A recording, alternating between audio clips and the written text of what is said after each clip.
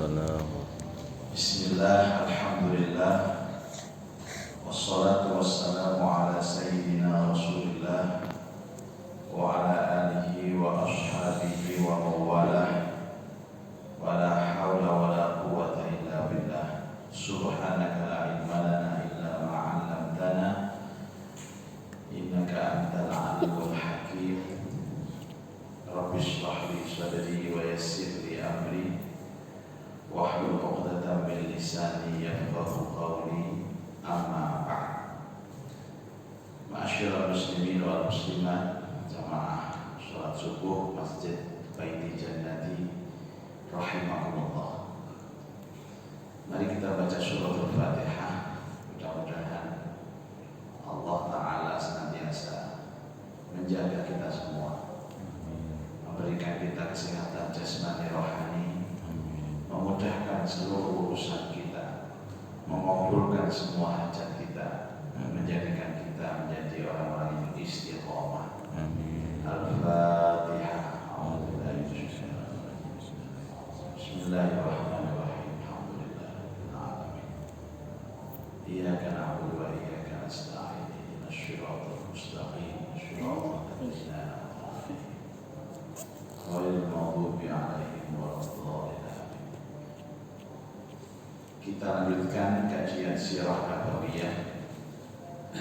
Beberapa waktu yang lalu kita telah membahas tentang nasab Nabi Shallallahu Alaihi Wasallam, dimulai dari kakek buyut Nabi yang bernama Hashim, sehingga Rasulullah disebut Bani Hashim atau Hashimiyah. Kemudian kita juga sempat membahas tentang kakek Nabi, kakek buyutnya namanya Hashim, sekarang kakek Nabi yang bernama Abdul Muttalib. Sempat kita singgung siapakah sebenarnya Abdul Muttalib itu. Jadi Abdul Muttalib ini juga seorang tokoh yang dihormati di kalangan orang-orang Mekah atau kaum Quraisy.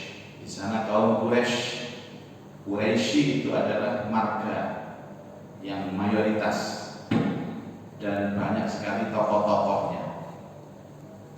Kalau di Indonesia ini mungkin saja ya wong Jawa, wonten Quraisy wong Jawa. Makanya ada satu hadis Nabi Shallallahu Alaihi Wasallam, angkatlah pemimpinmu itu dari suku Quraisy. Padahal di situ ada suku yang lain. Kenapa suku Quraisy ini menjadi perintah Rasulullah? Sebab pemimpin itu kalau didukung oleh mayoritas dengan strata sosial yang tinggi itu biasanya kuat. Makanya kalau dalam sejarah kita ini pemimpin kita atau presiden kita itu rata-rata Jawa. Ada satu yang nggak Jawa. Umur sinten?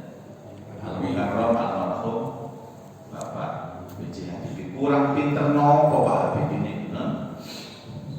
Pesawat itu bisa digawe Pak Habibie. Kurang ikhlas nopo? Kurang ibadah nopo? Terus sejarah Senin Kamis gak tahu absen, tahajud gak tahu absen. Otaknya cerdas, cara IQ-nya di atas rata-rata. Ini bedanya Pak Habibie kali kalau jenengan ini. Pak Habibie itu di atas rata-rata, awak dewi di bawah rata-rata. Jadi nek mikir itu wis rada suwe awak dewi. Lho ngoten lho awet. Ya karena apa? Tidak dari suku yang mayoritas. Ini bukan perkara napa pilih kasih, tidak. Itu memang sunnatullah. Sunnatullah. Kemudian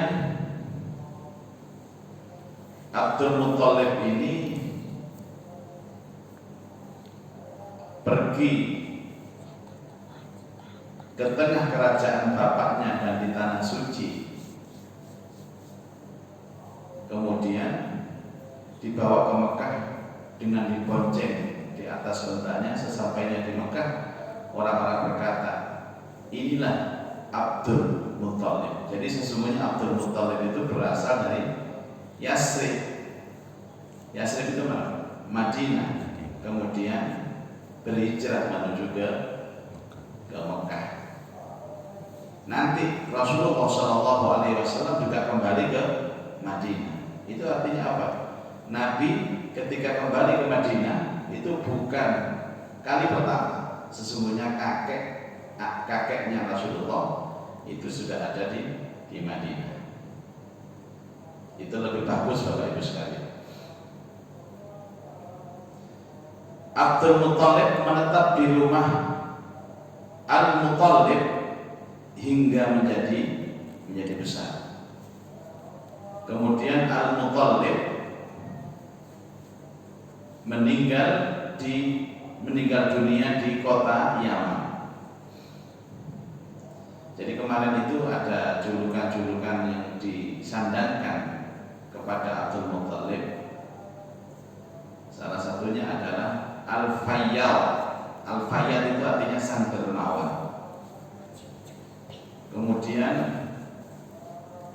kenapa dijuluki dermawan, Pak? Ya karena dermawan itu. Ini pelajaran Bapak Ibu sekalian. Orang itu tidak akan pernah melihat sholat kita, Pak.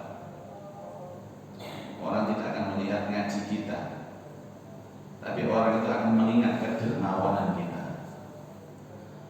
Makanya walaupun kita ini ahli sholat, ahli masjid, misalkan kalau medit, orang tidak akan terkesan. Nabi SAW pertama kali dakwah di Madinah, itu yang ditonjolkan itu apa? Ibadah ritual atau sosial.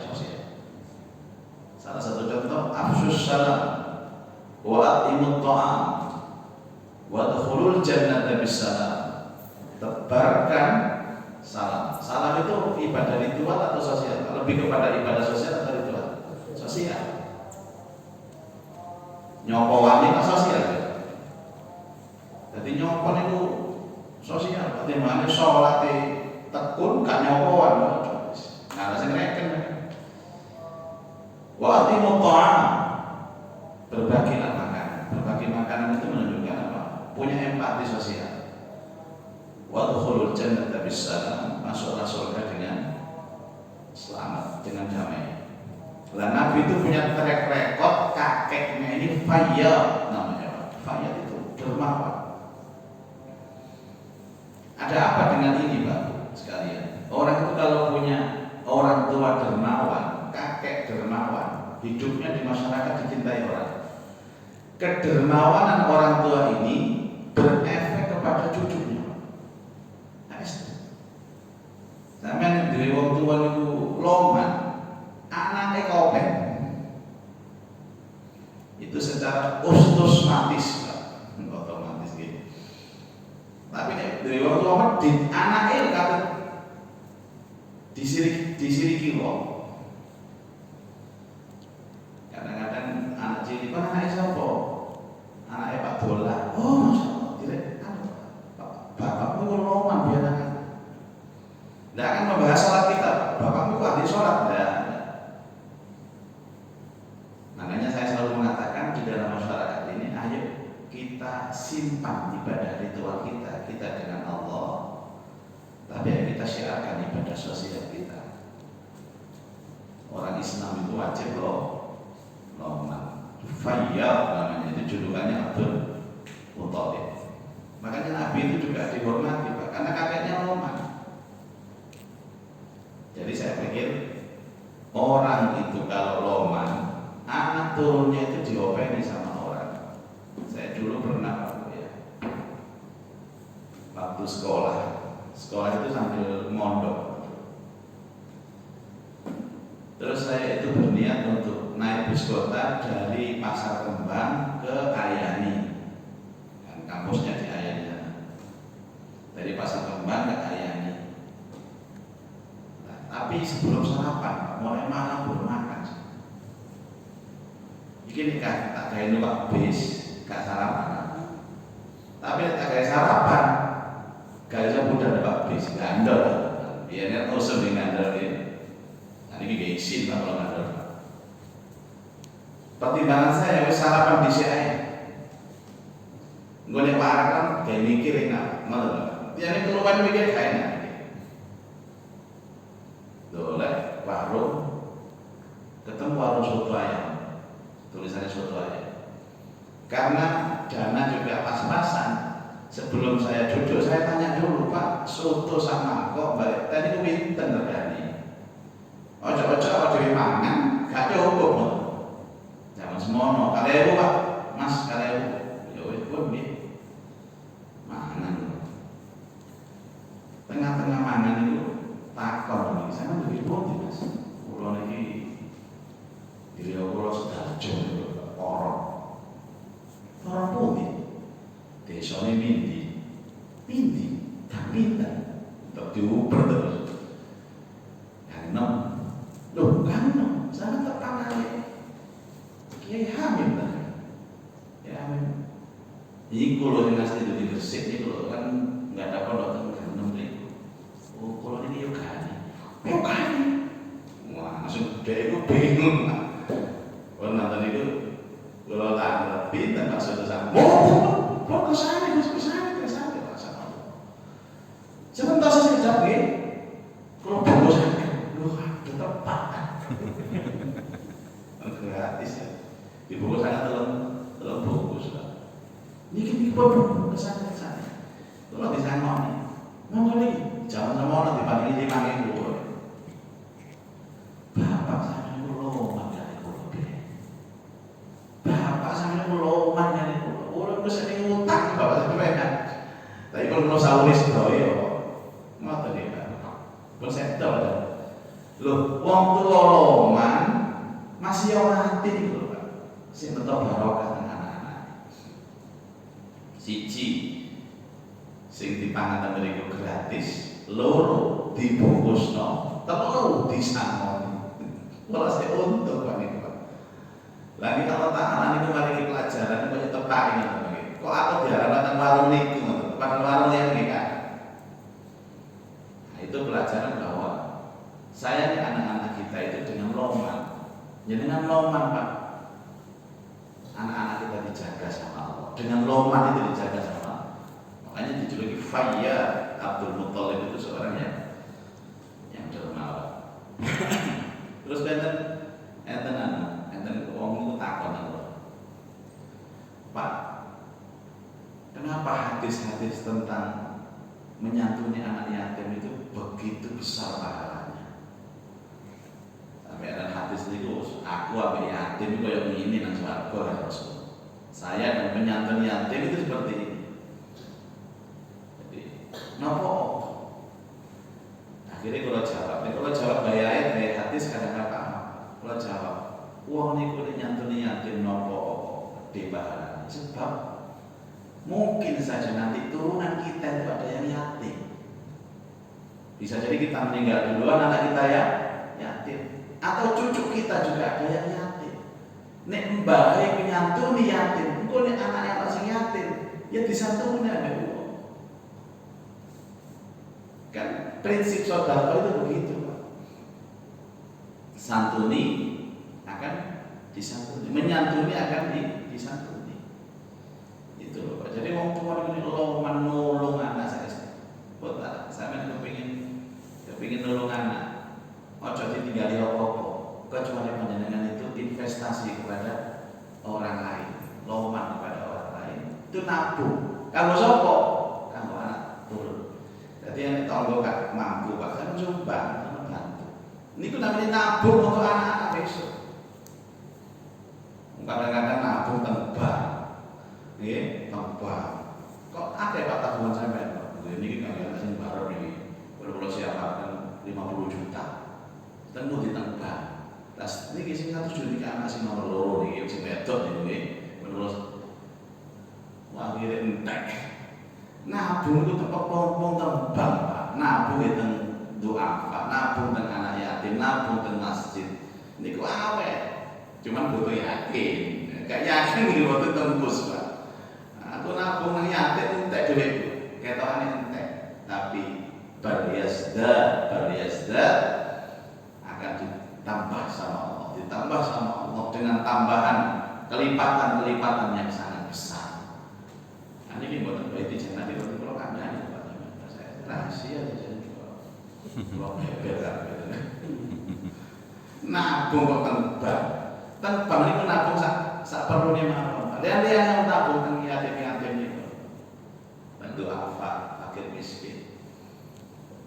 Menjadi yakin itu penting ya.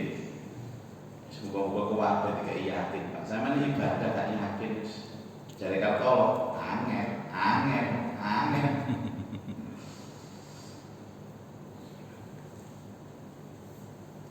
Saya lanjutkan para jamaah sekalian.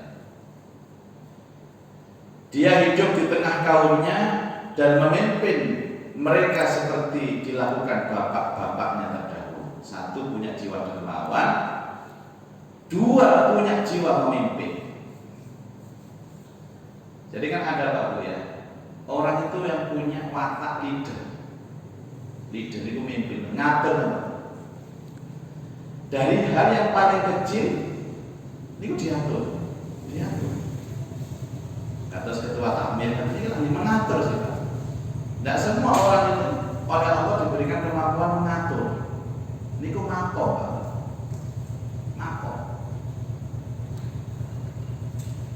Jadi ada orang itu yang punya mental memimpin, ada punya mental dipimpin.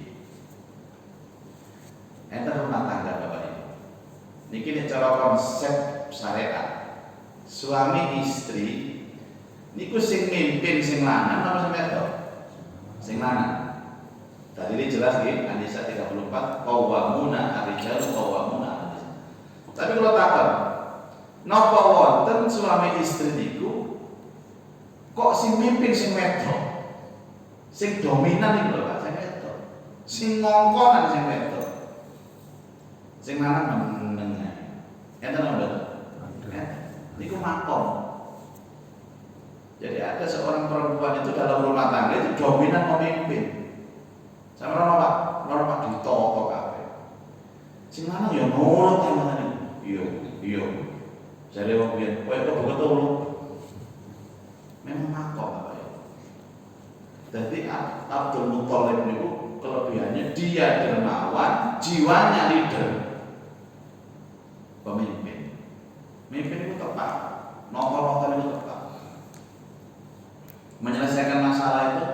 Jadi dia punya kemampuan komunikasi yang baik dan punya kemampuan istilahnya ini cara ilmu komunikasi itu punya kemampuan manajemen konflik. Bisa mengatasi segala persoalan. Masalah ini caranya kayak gini, masalah kayak gini caranya kayak gini. Biasanya orang seperti itu tatak Bapak Ibu sekalian. Jadi orang rumah tangga ini kok jadi sing wedok. Ya Bapak pendapat sampean sing kalau tanggal 7 kula sing wong rapat nang masjid tanggal 7 kula. Nah ini kan susah Bapak Ibu. Nah, ada pemimpin kayak gitu takut bojone ta. Gimana Pak? Bagaimana kita harus mengembangkan masjid kita ini Pak? Gimana Pak? Saya tak amatur bojo kula riyen nggih. Bojone nang omah itu turu. Matur bojone susah. Kalau ini akrab Gubernur Jawa Timur itu mulai Pak Imam Utomo, Pak Imam, Pak Dekarwo, paling akrab saat ini Pak Bu Khofi.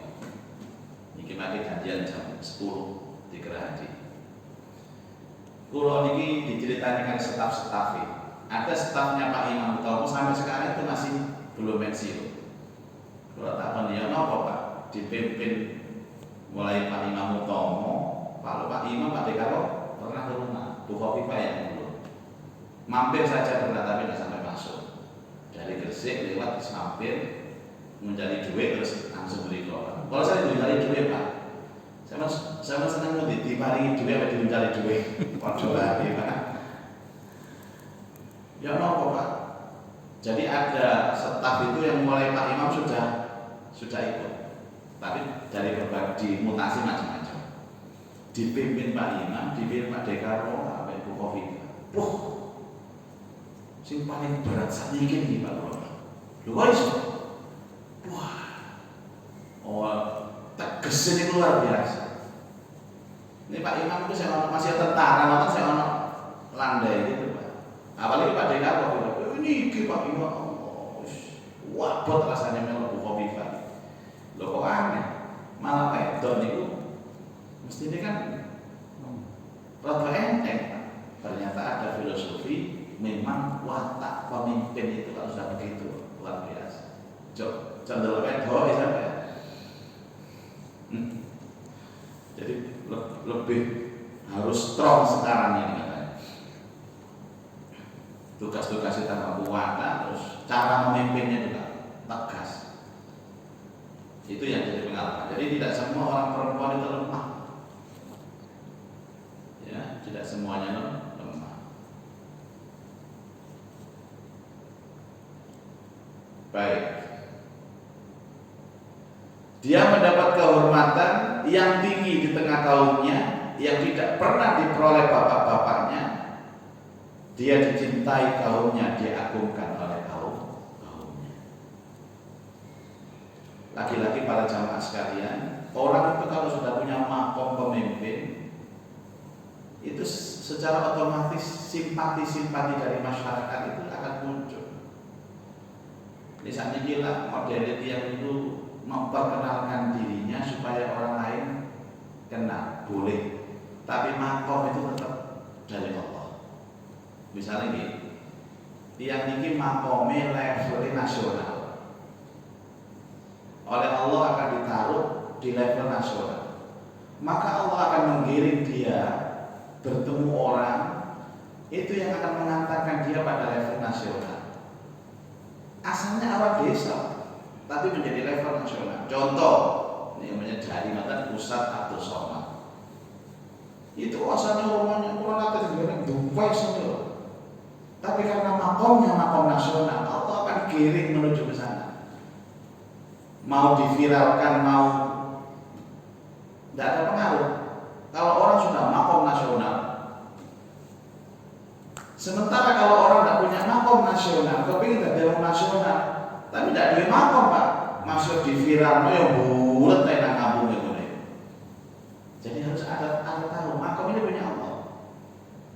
Ada orang hidupnya itu biasa-biasa, tapi kalau dia makom nasional, Allah Ta'ala akan menggiring dia. Makanya jangan ribut, jangan pernah sibuk untuk menawarkan, memamerkan, mempromosikan dirinya. Bekerja sesuai kemampuan, bersosialisasi yang wajar-wajar saja. Kalau memang dia makomnya orang besar, orang nasional, digiring sama Allah menuju nasional. Dan makom itu bukan sangat ditiru. Nahnu qasamna bainahum ma'isyatahum fil hayatid dunya wa rafa'na ba'dahum fawqa ba'din darajat.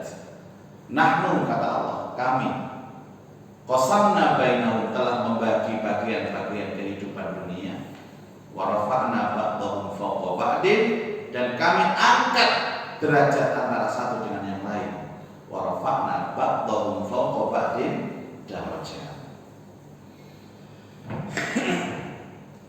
Seperti jenengan nanti maca buku ini sinten niku sing garap keras grup niku sinten Kamola Khairul Tanjung judulnya Anak Singkong niku sama maca niku Pak wah itu besok tapi jenenge makom ya Pak Masya Allah ya semono itu ditiru boten saged masih sama maca buku terus niru boten saged. Buku itu hanya inspirasi saja, tidak bisa ditiru. Tunggal kalau ini nanti kepada seorang motivator masalah ekonomi jenengi, aku ini jeneng nggak tapi orang Cina gitu. Tung besung. Nanti kepanggil kalau 2 kali, melok karena bintang tamu ini jelas orang duit itu bisa nguber sampai. Bagaimana caranya uang mengejar kita? Biasanya lah uang ngejar duit ini duit ngejar sampai terlalu tak sawang yang hadir itu orang 500 kalau ini mikir ini umpamanya kamu wabeh ini terus mau buku ini melok-melok kajian-kajian seminari terus podo ambek sing ngarang buku terus suge kabeh terus sing maratnya opo. Padahal menurut kula ana wong sugih itu ya ono karena adanya orang miskin. Makanya kajian-kajian seperti itu menurut saya ya bagus, inspirasi, tapi tidak akan bisa merubah nasib. Karena Allah sudah menoto seperti itu. Masya Allah. Tapi penting Pak Melo, ini penting. Gaya warna dunia. Makanya orang-orang yang sudah sukses mengarang buku, menulis buku, karena orang lihat itu sukses kayak dia. Sebenarnya bukan suksesnya ini Pak. Bagaimana cara dia hidup, ini komitmen, kemudian ya nopo sudah dia wabain tadi. Saya nggak sampai pulau di bawah sana banyak sampai. Tapi penting boleh ilmu kayak mata itu penting.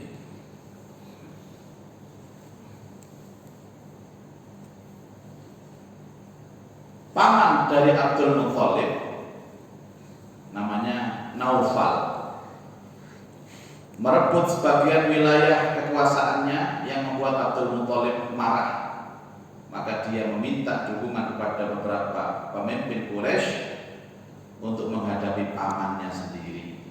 Namun mereka berkata, kami tidak ingin bercampur urusan antara dirimu dan pamanmu. Coba, yang menghalang-halangi justru adalah orang dalam sendiri. Nah, ini wajar Bapak Ibu sekalian. Setiap upaya itu pasti ada penghalang, baik dari dalam maupun dari luar. Biasanya pertama kali itu tantangan dari dalam. Apa Pak modus operandinya? Biasanya hasud. Hasud. Nabi itu dalam sejarah di Madinah itu kan menghadapi siapa Pak? Satu orang musyrik. Sinten orang musyrik itu Pak? Orang yang tidak kenal agama, ateis. Dua orang Yahudi.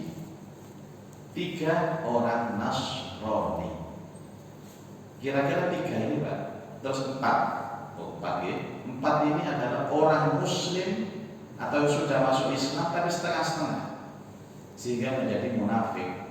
Jadi musyrik, Yahudi, Nasrani, munafik.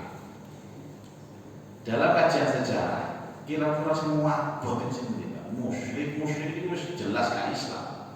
Nah Yahudi sih kenal agama, Nasrani kenal agama, terus munafik. Survei membuktikan sing paling abot sing nomor 4. Wong sing mlebu Islam setengah-setengah, tapi grogoti dari dalam. Berat. Karena musyrik Yahudi perang, Yahudi Bani Quraidah, Yahudi Bani Aus, kalau perang masih sah. Niki boten ya. Dulu di sholatnya jejer masjid, tapi berrokok itu masjid. Itu dirasakan Nabi Sallallahu Alaihi Wasallam. Nanti diperangi sama Allah, Allah Akbar kayaknya. Lah mereka ini biasanya penyusup dari kalangan Yahudi. Kenapa Yahudi itu selalu menjadi musuh bebuyutan? Karena hasudnya. Am yahsuduna an-nas 'ala ma atahumullahu min fadli. Am yahsudun. Apakah mereka hasud? An-nas 'ala ma atahumullahu min fadli.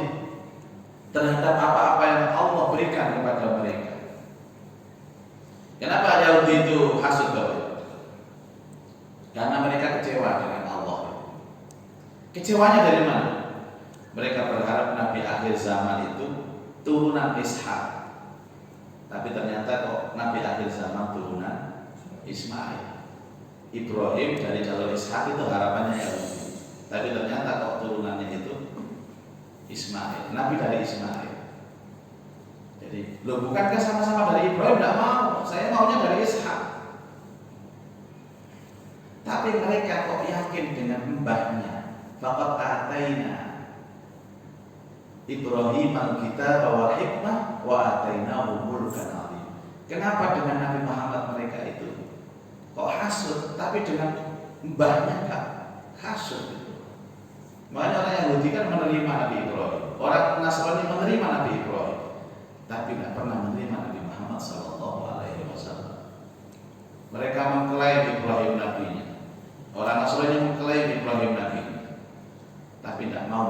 Rasulullah SAW hanya karena apa? Gak sesuai dengan karepe itu teko Nabi Ishak, tapi ternyata Allah Ta'ala dari Nabi Ismail. Jadi hasud itu begitu Pak, gak sesuai dengan harapan. Dan itu terjadi sekarang, terus pertentangan, perselisihan itu terjadi karena hasud itu terus gak cocok terus. Makanya kalau saya itu mungkin karena mental kecil Pak ya, gak sanggup rasanya mungkin jadi presiden, jadi wali kota itu gak sanggup. Gak sanggupnya karena apa? Karena cercaan atau bulian dari netizen itu Masya Allah luar biasa. Tapi ya bayarannya gede ya belum Pak. Masih tiap hari dicerca dengan dicemooh dengan oleh rakyat, tapi ya wis menter anak-anak itu di wali kota sama ini. Ya karena mungkin apa ya, orang dia sadar kalau posisi saya ini pasti akan dihina orang, tapi karena keuntungannya menurut dia itu lebih banyak, dia tetap bertahan. Berapa banyak di luar negeri itu presiden yang sudah dicemooh sama orang mundur. Bahkan ada di Jepang dulu itu dicemooh sama orang karena ada anak buahnya korupsi, dia harakiri namanya. Harakiri apa? Bunuh diri. Saking tanggung jawab moral. Makanya saya juga menganggap ini presiden kita ini apakah mentalnya kuat, apa memang gak isi bener? Ada dua kemungkinan. Bisa mentalnya kuat, dihina orang kuat, apa gak isi? Wallahu a'lam. Ajudannya Pak Wapres ini kan teman saya dulu mondok. Dia menceritakan, saya tanya, direk jeraganmu gak muncul-muncul, bosmu di Pak Yai di gak tahu muncul. Iya Pak Yai ini ya ada muncul kok sana sepuh. Oh alasannya kok kan muncul ya kemar Pak Yai ini. Jadi beliau di satu alumni dengan saya di Tebuireng dulu ya ini, tapi senior. Nah teman saya yang di Tebuireng ditarik jadi ajud semuanya dari satu pondok itu, ajudannya, sekprinya, sekretaris pribadi, semua dari alumni yang sama. Sering saya tanya, adik bosmu ya, mana kasus gede-gede kok gak tahu muncul, wis tuwa, mana muncul kok bingung. Baik Bapak Ibu sekalian, saya lanjutkan sebentar.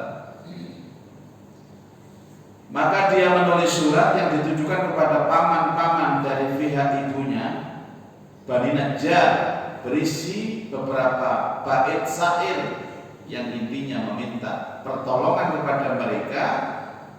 Salah seorang pamannya namanya Abu Sa'ad bin Adi membawa 80 pasukan berkuda lalu singgah di pinggiran Mekah. Abdul Muthalib menemui pamannya di sana berkata, mari singgah ke rumahku wahai paman. Jadi orang dulu itu Bapak Ibu kalau memang belum terbentuk negara, belum terbentuk kekuasaan, sehingga mereka itu punya kekuasaan sendiri-sendiri. Seperti contoh, ini keluarga besar si A, ini juga bikin kekuasaan dan bikin tentara. Masing-masing punya tentara. Kayak memiliki ngoten nggih, misalnya Palem Oasis, ini Bani Oasis misalnya. Di dalamnya ada ketua RT-nya atau ketua paguyubannya, dan dia juga punya tentara. Nah ini yang dilakukan sekarang Pak. Contohnya nih, NU ini punya tentara Pak, namanya apa? Banser. Seragamnya punya tentara. Muhammadiyah juga punya tentara. Apalagi yang putih-putih, FPI punya tentara. Itu artinya mereka itu ketika bikin organisasi, mereka juga punya kepentingan untuk ada yang mengamankan organisasinya. Makanya ada undang-undang kemarin itu di Departemen Pertahanan saya baca bahwa boleh saja membuat kekuatan yang semi militer tapi seragamnya ojo podo. Itu mengkritik siapa? Mengkritik bangsa. Kan podo doreng itu kan. Mbok lihat-lihat ibu ireng kan apa ngoten. Nek ireng gak gelem kira security gitu. Tapi ya saya pernah kemarin itu masuk Allah Pak. Ceramah di Pasuruan itu. Padahal saya itu kan tidak biasa dikawal-kawal gitu, pokoknya tekok mulai beres. Keluar tol Bangil, buang sudah buat dikawal, ya Allah, gak enak kan loh rasanya itu. Dan tidak perlu saya datang lebih awal. Perlunya dikawal itu kan apa? Supaya tepat waktu, gitu. Nah saya datang lebih awal kok. Namanya show off katanya orang, menampakkan saya ini organisasi yang punya kekuatan fisik atau kekuatan semi militer. Pernah diundang oleh Muhammadiyah, ternyata punya pasukan juga. Jangankan Muhammadiyah, ada namanya Pemuda Pancasila, dua pasukan. Akhirnya kan apa-apa, ini nyelok bangsa, ini nyelok Pemuda Pancasila, bentrok. Saya diundang dulu pernah ada acara dengan Pak Nyala itu dikawal Pemuda Pancasila, punya seragam juga. Nah kira-kira posisinya juga seperti itu. Si Abdul Muthalib ini juga lobby kepada paman-pamannya yang punya kekuatan fisik atau kekuatan militer. Jadi disuruh singgah. Apa jawabannya? Tidak, demi Allah, kecuali setelah aku bertemu dengan Naufal, kata pamannya.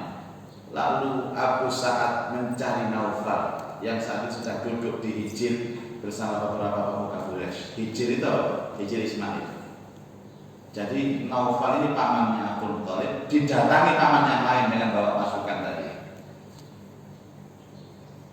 Abu Sa'ad langsung menghunus pedang dan berkata, wong biyen niku ngarep ngoten Pak, nek kata tangan wis bawa pedang. Terus gade tedeng kali-kali. Gade basa-basi. Bahasane kene to the point, istilahnya ngoten. To the point. Ya Allah. Demi penguasa Ka'bah, jika engkau tidak mengembalikan wilayah kekuasaan anak saudariku, maka aku akan menebaskan pedang ini di batang leher. Ini ku paman pada paman. Gitu dulu lah, di sana. Ini kata pamannya Abdul Muthalib. Kau nek balik ke wilayah ini, tak tebas ke bulu. Ngoten ya Pak. Naufal yo langsung cilik Pak nyalime Pak. Ya wis tak balik nomor itu. Tak balik nomor itu. Jadi manuver-manuver lobby-lobby di dalam mempertahankan kekuasaan itu sesungguhnya sejak dulu sudah ada. Seandainya Abdul Muthalib ini tidak minta pertolongan atau bantuan kepada paman yang satu, jelas maka dia tidak akan mendapatkan jatah wilayah.